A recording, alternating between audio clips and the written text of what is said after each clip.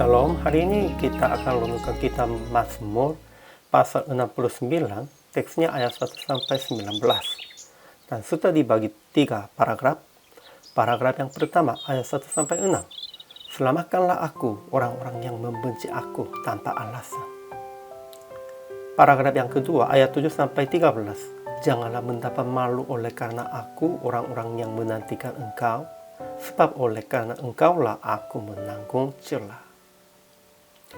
Paragraf yang ketiga ayat 14 sampai 19. Aku berdoa kepadamu ya Tuhan, demi kasih setiamu yang besar jawablah aku dengan pertolonganmu yang setia. Kesimpulannya, menurut Daud, dia sedang ada dalam kondisi tenggelam dan gelombang pasang menghanyutkannya, sehingga dia berteriak sampai kerongkongannya kering dan matanya nyeri. Dia merasa menjadi orang luar bagi saudara-saudaranya dan bagi anak-anak ibunya.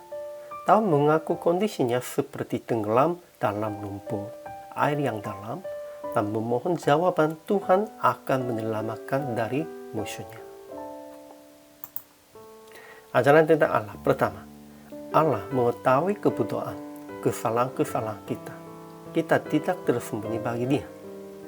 Kedua, pada waktu Allah berkenan, Ia akan jawab dengan pertolongannya yang setia demi kasih setianya yang besar. Ketiga, Allah akan berpaling kepada kita menurut rahmat-Nya yang besar. Ia akan datang kepada kita, akan tebus kita, bebaskan kita dari musuh-musuh kita.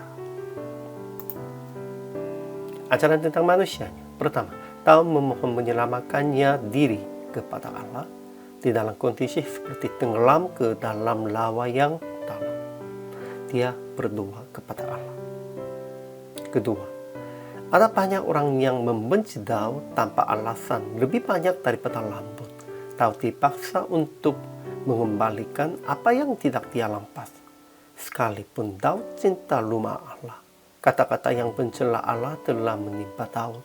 Sekalipun Daud melemukkan dirinya dengan berpuasa, tetapi itu pun menjadi celah baginya. Ketiga, Daud memohon yang jangan mendapat malu oleh karena dia orang-orang yang menantikan Allah. Akan lepaskannya dari dalam lumpur, jangan sembunyikan wajahnya kepada hambanya, dan akan datang kepadanya, tebusnya, bebaskannya dari karena musuh-musuh. Sehingga aplikasi hari ini, pertama, sekalipun kondisi seperti tenggelam ke dalam lawa yang dalam, percaya Tuhan dan berdoa hanya kepada Allah akan menyelamatkan Anda. Pada waktu kita tenggelam ke dalam lawa atau ke dalam air, sebenarnya kita tidak usahlah sendirinya untuk hidup. Sepertinya kira-kira tidak bisa berenang kalau pada waktu itu mereka usahakan untuk menyelamatkan diri, sebenarnya lebih bahaya. Hanya menolong dan hanya menunggunya pertolongan dari luar air. Ini penting. Kedua, jangan putus asa sekalipun ada banyak musuh dan lawan yang membenci dan mencerahkan Anda. Jangan putus asa.